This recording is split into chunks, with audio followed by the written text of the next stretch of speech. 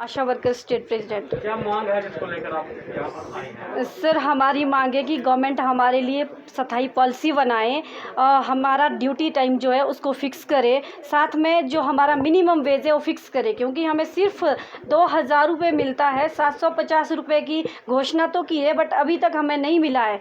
मार्च में 6 मार्च को घोषणा हुई थी, उसके बाद भी 2 बार सीएम साहब ने फिर से घोषणा कर दी है, पर अभी तक हमें नहीं मिला है वो। क्या कहेंगे, कितना आपको अभी पैसा मिल रहा है, क्या उससे गुजारा हो रहा है कि? सर, हमें 2,000 रुपये मिलता है और सेंटर का 1500-1600 रुपये इंसेंटिव मिलता है, पर उससे हमारा गुजारा नहीं हो रहा है सर। 3,500-4 हज़ार से किसी का भी घर नहीं चलता है, क्योंकि बहुत सारी महिलाएं हमारी अकेली है, घर में विडो है, उनके पास उनको बच्चे भी संभालने, अपना परिवार भी संभालना है, बच्चों की पढ़ाई भी करवानी है, पर इतने पैसों से हमारा गुजारा नहीं हो रहा है। हम चाहते हैं कि सरकार हमें मिनिमम वेज दे। एक दिहाड़ीदार जो इंसान होता है उसको भी 400-500 रुपये दिन की दिहाड़ी मिलती है, हमें तो दिन की 60 रुपये दिहाड़ी मिलती है सर। 60 रुपये से हम क्या करेंगे? खाना भी आजकल 70 रुपये का आता है, अगर कहीं हम खाना खाने नॉर्मल खाना खाने बैठेंगे वो भी तो 70 रुपये का मिलता है। पर सरकार ने हमें बिल्कुल ऐसे समझा हुआ है कि फ्री के नौकर है जिसको बोलते हैं, क्योंकि काम तो करवा रहे, जो भी इनका मन करता है वो काम करवाते हैं। कोई भी नेशनल प्रोग्राम आता है, कोई भी इनके पास प्रोग्राम आते हैं, सारे प्रोग्राम सबसे पहले आशा करेगी, वो चाहे कोविड का है, वो चाहे आपका कोविड वैक्सीनेशन सैम्पलिंग है, उसके बाद हमारा जो डेली रूटीन के काम है, जैसे गर्भवतियों को उनका चेकअप करना, बच्चों का इम्यूनाइजेशन करवाना, गर्भवती का इम्यूनाइजेशन करवाना, डॉट्स में काम करना, कैंसर पेशेंट का सर्वे करना, आपका कोई भी किसी को आंख में कोई प्रॉब्लम है उसका सर्वे करना, यानी कि जितने भी हमारे काम है सारे काम आशा वर्कर करती है। स्वीपर से लेकर डॉक्टर तक के काम आशा वर्कर करती है, पर उसके हिसाब से हमारे लिए कोई ढंग का मानदेय नहीं है। और साथ में सबसे बड़ी प्रॉब्लम है कि अगर हम सुबह घर से निकलते हैं 7 बजे तो शाम को हम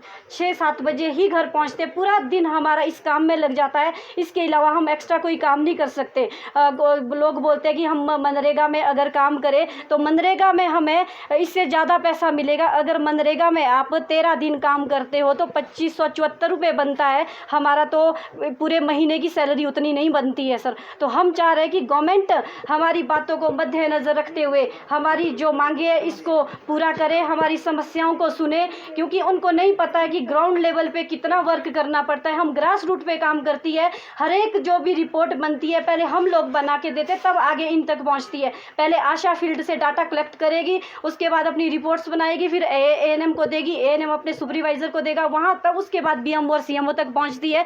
अगर आशा ग्राउंड लेवल पे काम नहीं करेगी तो इन्हें कोई भी काम नहीं मिलने वाला, क्योंकि सबसे ज़्यादा वर्क आशा वर्कर करती है अपने फील्ड एरिया में। फील्ड एरिया का कोई भी काम आता है आशा वर्कर ही करती है। हमें जब किसी की डिलीवरी होती है तो 7 विजिट करने होते हैं, डेली घर में जाना पड़ता है, 4-4, 5-5 किलोमीटर भी दूर जाना पड़ता है। बहुत सारी आशा वर्कर ऐसी है जिनको 35-35 किलोमीटर दूर भी चलना पड़ता है, 4-4 घंटे भी हमें पैदल लगते हैं, पूरा दिन भी पैदल लगता है, क्योंकि जो हमारे घर पहाड़ियों में है, दूर दराज के इलाके में है, वहाँ हमें बहुत टाइम लगता है। और सबसे बड़ी प्रॉब्लम किन्नौर और लाहौल स्पीति का जो एरिया है वहाँ पर आपको पता है लैंडस्लाइडिंग बहुत ज़्यादा होता है, बर्फ़ बहुत ज़्यादा होती है, तो उन आशाओं को सबसे ज़्यादा प्रॉब्लम आ रही है काम करने में, क्योंकि उनके घर, अभी मैं खुद लाहौल स्पीति का विजिट करके आई हूँ, तो जब मैंने वहाँ की आशा की समस्या सुनी, उन आशाओं को एक बार वर्दी का पैसा मिला है और अभी तक मोबाइल अलाउंस जो मिलता है 120 रुपये, वो अभी उन्हें नहीं मिला है। और बहुत सारी चीज़ें ऐसी है, बहुत सारे एरियाज़ में जैसे उनको एसीएफ का पैसा नहीं मिल रहा है, वर्दी का पैसा नहीं मिल रहा है, मोबाइल अलाउंस का पैसा नहीं मिल रहा है। जो आपको मोबाइल फ़ोन दिए गए हैं ने हेल्थ डिपार्टमेंट से ही रखी थी, अभी गवर्नमेंट से नहीं रखी है। तो आज हम इस कॉन्फ्रेंस के माध्यम से गवर्नमेंट को बताना चाहते हैं कि जो आपने हमें मोबाइल दिए हुए हैं